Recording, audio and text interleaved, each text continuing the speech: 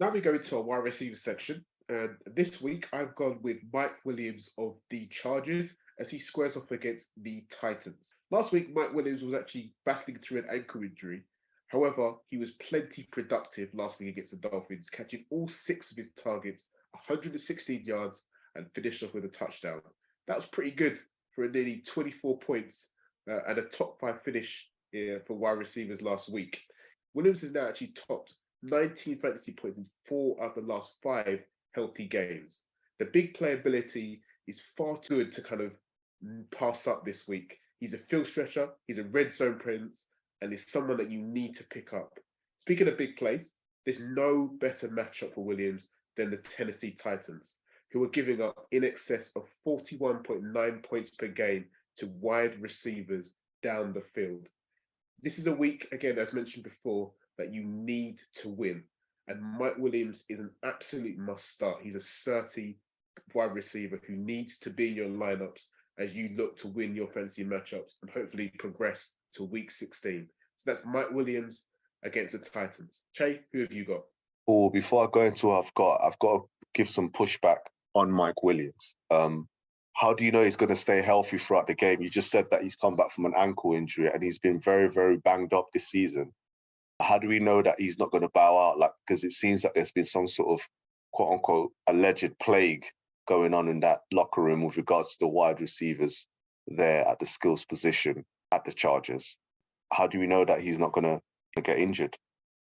100%. That's actually a great question. Obviously, his injury record this season hasn't been great. And before last week's game, he was actually out in excess of 3 to 4 games. So, yes, that is a valid question. However, this is the playoffs. And the old adage in fantasy football is start your starts.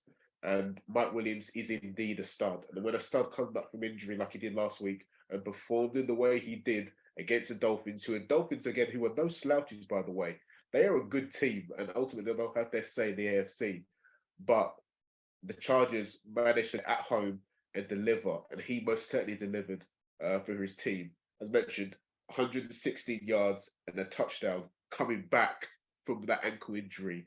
That tells me that he is ready and raring to go, especially this time of year for your playoff push. So yeah, it's a valid argument. Yes, he could ultimately break down, but so could anybody. There's a lot of healthy receivers that have had full practices this week that can ultimately break down. We've seen what happened to Kyler Murray. We've seen what happened to, unfortunately, Ramondre Stevenson. This is the kind of the how the game is.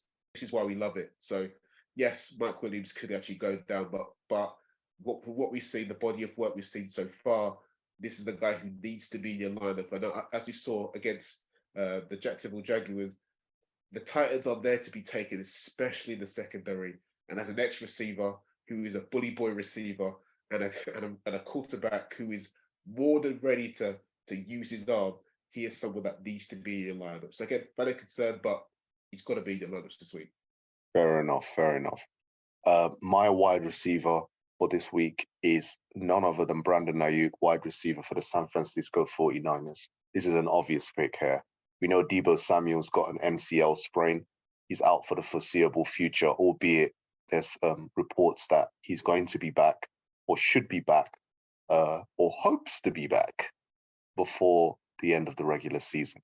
So in saying that, Brandon Ayuk is going up against the Seattle defense, which is porous at best.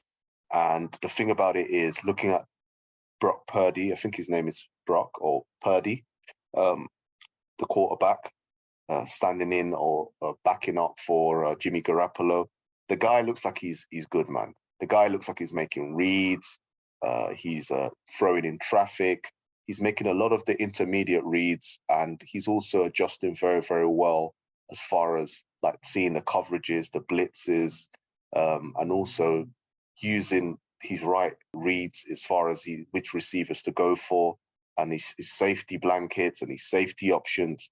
And I just think that now that he's got that confidence of beating the GOAT under his back in this tough divisional matchup, I think Brandon Ayuk is a similar stature to Deebo, a physical runner, strong, quick, physical runner, finishes strong. And I think that Kyle Shanahan is going to create a scheme for him where he's used kind of like Debo, but also he's targeted more. And I think some of the run plays, the motion plays that they use with Debo, as well as any screen passes and things like that, are going to be absorbed by the likes of Christian McCaffrey. However, I think that it's going to be a blend of McCaffrey and Ayuk. I think this game is perfect and primed for them to split plays that Debo would nominally take, with George Kittle serving as a lead blocker stroke safety blanket through the middle, as he did last week for Purdy against such a porous defense. I think that Brandon Ayuk, according to the statistics, is having the best season of his career, taking in 58 receiving yards or receptions and 755 total receiving yards. So really, I think that with Brandon Ayuk, he's having a greater season. I think this might end up being his best game as a 49er, potentially. He has all the makings of it. Interestingly enough, a lot of his comments, Brandon Ayuk, have been on the fact that, he just plays the game, and as he gets targets, he builds. When he was asked about why his season form has actually increased or is improved over this season, because we knew that he was sort of somewhat in the doghouse with Kyle Shanahan, perhaps for his performance and or the fact that he just wasn't getting open. Who knows? However, what we do know is that because he thrives off of reps, where some receivers don't need that many reps, they just have such great hands.